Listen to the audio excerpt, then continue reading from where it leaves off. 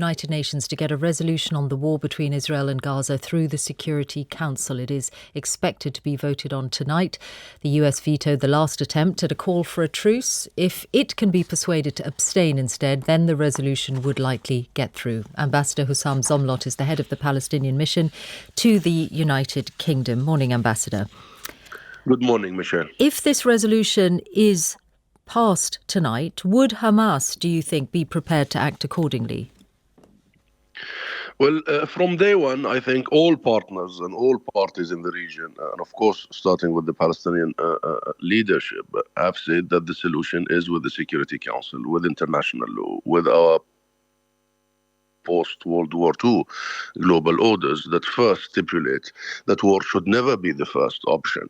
And should it be an option, there are rules for these wars, and there are accountability. And unfortunately, as you may have followed, Israel has demolished all these premises of international law. So perhaps the world has failed, and therefore this is a time when the world corrects, regains the initiative, and enforces these rules. Otherwise, the consequences will be far-reaching beyond Palestine, especially after the normalization by the Israeli army of the mass murder of children, women, of the mass destruction of hospitals, schools, churches, mosques, of the mass displacement of people, and of the mass starvation and disease spread among people. Actually, many are focusing on the almost 20,000 innocent people who have been killed by Israel, mostly civilians, of course, children and women. But less attention is paid on the thousands who are dying because of the spread of disease and the starvation and the lack of water and sanitation and what have you. And therefore, we must stop this normalization of these horrific scenes that we said never again after the horrors of the Second World War. You'll acknowledge the Hamas targeting of Israeli civilians? Well, we said from the day one that we reject the targeting of civilians from any side, that international judicial system must come and investigate. The state of Palestine has referred... Including Hamas's crimes?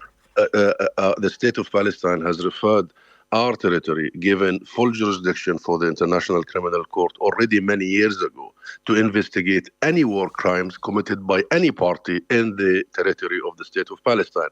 We want to see the full force of the international legality applied. But you know, Michelle, who blocks our efforts here? Israel has been completely adamant of refusing any investigation by the ICC, with its allies, the US, the UK included, blocking us from using these mechanisms, these international forums.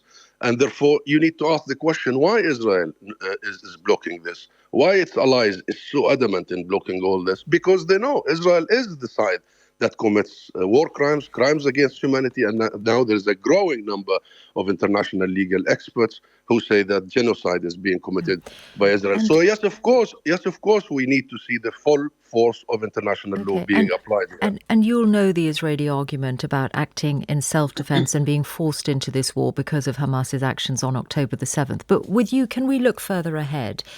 Whenever, at some point, the hostilities will have to cease, and neither you nor I know what state Hamas will be in by then. But you represent the Palestinian Authority. Would it be prepared to govern Gaza after this war? I represent the state of Palestine and the government of the state of Palestine, which is the PLO, that represents all Palestinians inside Palestine and the refugees outside Palestine who are denied the right to return to their homes and their properties.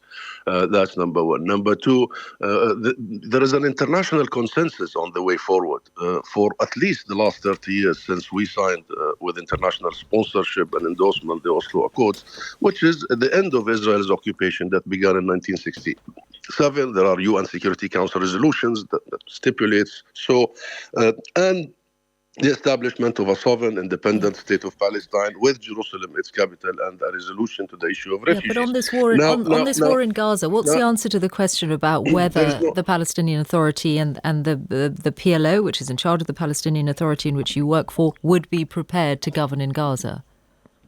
Well, this is the wrong question, Michelle, and that's why we're saying there are no partial solutions, there are no military solutions, and many military experts, including British, said that you cannot never resolve this. Right from day one, in a military situation. This is the wrong question because to assume that you can govern Gaza is the wrong thing. To ask about the day after for Gaza is the wrong thing. The day after has to be decided by the Palestinian people.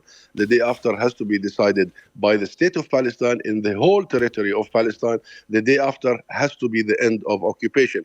And we must focus and resolve the issues by going back to the day before.